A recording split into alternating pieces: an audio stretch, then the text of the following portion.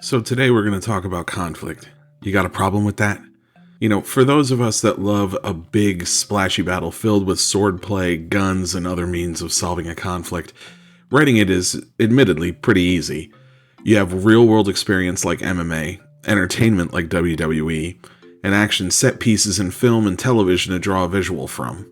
Come up with some cool moves, make the scene dramatic. It rocks, to be honest. But what do you do when the conflict isn't as tangible? How do you make the hills and valleys of your story move along when you're, say, writing a romance? Showing two people having a difficult conversation with each other? Where is the conflict when you have a single man and an inanimate object? Fret not, dear friends. The master of Kung Fu and friendship is here to break it down and analyze it with you. Before we build a blanket fort and tell each other stories, though, I'd really appreciate if you could hit that like and subscribe button. I'm but a humble servant of storytelling, with a meager following, and could use your help. Now, let's get into the meat of this conflict stuff. The first thing I'm going to tell you might be a surprise, but I truly mean it. There is a conflict in every chapter and every scene that you write. It gets tricky to wrap your head around it because you have to rewire your thinking a little bit. In a perfect world, your every scene should be doing its part to serve the greater story you're trying to tell. Now, without knowing anything about your story at all, I can tell you that it's going to move in one of two directions. It's going to build rising action going into the next scene, or it's going to spiral to a down note. The events taking place in that scene are your source of conflict. Something is moving the story down, then your protagonist is trying to prevent that, or the action is rising, driven by your hero, while things conspire to stop him. You see that? It's always one thing versus another. Even in a silly 2000s rom-com. These two are trying to form a relationship, but strange and unlucky things keep happening to them on their date. Here, the two lovers are the protagonists, and fate or destiny or the malicious will of a trickster god is what's trying to stop them. This is the essence of conflict right here. Two opposing forces keep meeting scene after scene. Some of those scenes the protagonist will win, and we see rising action. In others, the opposite force in the story wins, and we end on a down note, a drop, a descent in the rising action. Remember, if we keep rising action non-stop, we fatigue the audience and we remove the stakes. If there's no end to the descending action, then the audience becomes hopeless. So, we have to strike a balance. We need that roller coaster to keep the story moving forward. Part of this problem I've just described is pretty evident if you're looking at this deluge of recent prequels that I talked about in our last video. In watching a film like Cruella or the new film Mufasa, how much momentum do we lose in this narrative if we know that we're handcuffed by the story that's already beloved? There are no stakes that Cruella is going to die. There's no world where Mufasa is going to live.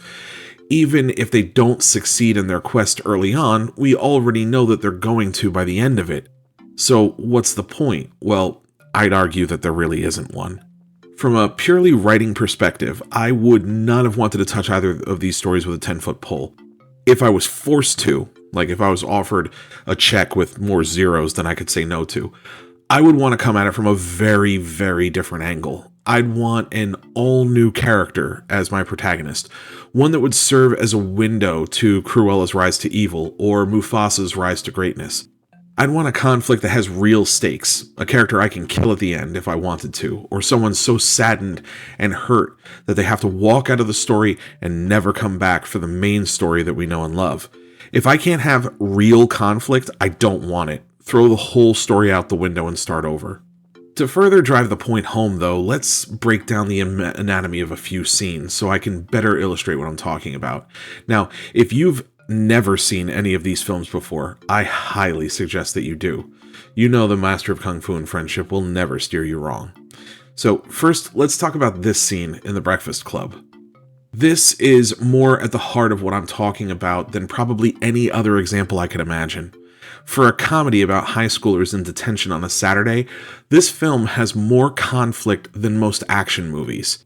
Every single scene is a battle between the personalities of these 5 students and their principal. It never stops moving the story forward. It literally never stops the conflict, yet no one gets hit. The climax of the film is this scene, with our 5 protagonists sitting around and discussing their personal lives and what they did wrong to wind up in detention on a Saturday. What is absolutely crazy to me is how this scene keeps shifting the conflict. You have Andrew conflicting with the specter of what his father expects of him, and then you have the group teaming up against Claire when she describes how difficult being important and popular is. Then Claire goes on the attack against John, drawing parallels between them to try and make him out to be a hypocrite. You think about the fact that this scene was almost entirely ad-libbed by the actors that were involved, it's truly astounding. Almost every character is brought to tears in this scene, whether because of someone else or because of the memories of the damage done to them by their parents. Now, why do I bring up this example? Besides being an incredible scene in an outstanding movie, this scene doesn't just show how conflict can interplay back and forth between characters in a scene. We have to think big picture. As great a scene as this is, what did it do for the story? What is the overall effect of all this conflict in the overarching narrative? Well, without spoiling a spectacular film, this scene serves the higher purpose of making 5 very different people realize they may have more in common with each other than they have differences. That common ground could even form the basis of a genuinely strong friendship they may never have considered if this detention had never happened. So, we're talking long-term ramifications in the lives of these characters potentially. Their eyes have been opened to a world bigger than the one they knew at the start of the story. That's huge. For this next scene, let's get real big brain and tackle some Shakespeare. Even if you're not well versed in Shakespeare, most people know this scene from Hamlet, Act 5, Scene 1. It's the famous "Alas, poor Yorick" monologue. Now, why are we looking at a monologue? Well, let's bring you up to speed. Hamlet has been told by the ghost of his father that he was murdered and demands to be avenged. Hamlet suspects his uncle, who married his mother shortly after his father died, which also made him king. Now, if it walks like a duck and talks like a duck, well, the duck probably murdered the king and usurped the throne. In this scene, Hamlet happens upon some men digging graves, and as they were doing so, they'd unearthed a bunch of nearby bones. Now, one of them, the gravedigger confides, is the skull of Yorick, the fallen king's jester. In this monologue, Hamlet sets the skull before him, at first describing the man as jolly and making the whole family table laugh. He can remember how many times he was carried by him or kissed him. Then Hamlet begins to speak directly to the skull, as if it were a living character. He asks him, "Where are your jokes and merriment now? Where is it gone?" Is this a conflict? Oh, this most definitely is a conflict. Hamlet is faced with the cruel reality of death. Someone so pure and joyous in his memory is gone. As it serves the greater story, it's also a grim reminder to Hamlet that while men like his father and Yorick are gone, usurpers and betrayers like his uncle get to live. The unfairness of it all is building a rage and a bloodlust inside Hamlet. Keep in mind, we're again headed for the climax of the story here, and this tiny skull of a dead man is making Hamlet realize that he must have his revenge. Only by avenging his father can justice be done. If poor Yorick, who did nothing but make people happy, is not able to be in this world, then why should wicked men like his uncle be allowed to? I used this solo technique myself to great effect in my horror novel In Shadows. So much of this novel is centered around grief and loss. The main character, Jack Layton, spends the vast majority of this book alone and isolated, lamenting the loss of his wife in a tragic car accident. Creatures like black worms come to him at night. The more he tries to understand what they are and what is happening to him, the worse the visions become. So, as a writer here, I was often finding the conflict not with Jack versus a bunch of scary worms, but the real conflict was whether he would let this imagery keep him from digging deeper, to stop him from getting the answers he needs to come to peace with his wife's death. This is important to remember. Even the fistfights, the gunplay, the swashbuckling duels, it's not just about who wins the fight and who loses. The conflict isn't over just because one guy lost his sword. Or his whole hand. You get my point. No, much like Luke here in Empire, the story goes on and the conflict's not over yet. This battle, a micro-conflict if you will, is a link in a chain that forms your entire narrative. The hero can lose the argument. The hero can lose the fight. Hell, sometimes the hero can lose their very life, and that's not the end of the conflict, because that's not the end of the story. In short, you're not done with conflict ever, because when you are, the story ends. You can mock the words, "and they lived happily ever after," all you want, but the reason that they're cliche is because once the conflict in your story ends, we need a swift wrap-up to show what life is going to be like after it's over, and then that's it. It's goodbye. We're done here, there's nothing left to see. So we have, "and they lived happily ever after," because nothing works quite so succinctly as, "everything is cool now, goodbye." I mean, that's really all it is. Now, there is something that is unique about conflict, and that's that we can have a lot of them without changing scenes. We have a 3 or 4-way argument where the conflict takes place across different interests. Think of it like a courtroom drama, where we have the defense, the prosecution, the judge, perhaps the victim, and also the accused. That's up to 5 different conflicts taking place. "But DC, the attorneys are representing their clients, they're on the same side." Well, I hear you, guy that talks to your screen, but that's an oversimplification, and it ignores the human truth. These are people. The state attorney might not agree with the facts of the case. He might have an axe to grind against the judge. The defense attorney may know that their client is guilty, but he's doing his best to serve the law and do his job.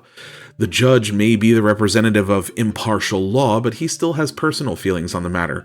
So yes, a courtroom drama is incredibly hard to write, in my opinion, at least to do it well. What is a courtroom drama but intangible conflict? The cast of characters each come with their own self-interests, and there are so many of them. Juggling that, while taking pains to be accurate on the laws and still moving a compelling story forward, that's a tall order by any writing metric I can imagine. So, what does conflict look like in practical use? Like, how am I writing compelling conflict in narrative, and especially in dialogue? Well, I'm glad you asked. When you want to get to the nuts and bolts of it, take the most cynical salesman approach from the movie Boiler Room. And there is no such thing as a no-sale call. A sale is made on every call you make. Either you sell the client some stock, or he sells you on a reason he can't. Either way, a sale is made. The only question is, who's going to close, you or him? So, think about what you want to accomplish in a scene. Let's take something very generic and banal. Your protagonist is by themselves, walking on a beach, reflecting on the events that have led them to this part of the story. Okay, that's not a conflict yet. That's just a setting. Now, where do you want the story to be when this chapter or scene ends? Have they found the answer that they're looking for and they're ready to move forward? That's rising action. Are they brought to the depths of despair, finding their strength faltering after what they've been through? That's descending action, or a drop. So we pick one. Now we have the setting, which is the beach, and then we have our cast of characters, which is just one person, and we've made a decision that we want to end this chapter on, let's say, rising action. Okay, so now I'm going to ask you something personal that only you can answer. What would make the person at the start of this chapter become the person you want them to be at the end of the chapter? Is it a photograph? A phone call? Do they stumble on a creature on the beach in need of help? Think about this. The character isn't going to have a fist fight with a photograph, right? But there is still a conflict taking place, isn't there? The conflict is within your character's feelings, their thoughts, their heart.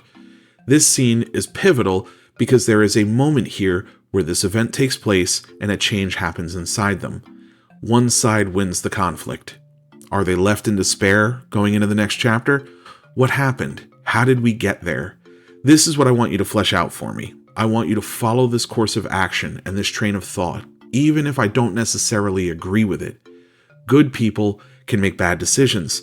Some people can't see the blessings that they have because they can't see past what they're missing. Make me believe it. Make me understand it, and I'll follow you to the next scene. That's what the essence of conflict is all about. That's all we have this time, but what are some of your favorite conflicts? Let me know in the comments below. As always, feel free to share things you'd like to see me cover in future episodes. As it was, this episode was brought up to me by a fan of the channel, and I hope she enjoyed it. I have a newsletter that goes out twice a month if you'd like to sign up and hear about the latest books I'm working on. I also share other indie authors in it for you to find your next great read. The link is in the description below. Don't forget to like and subscribe and all that jazz. Now have fun and get crafting.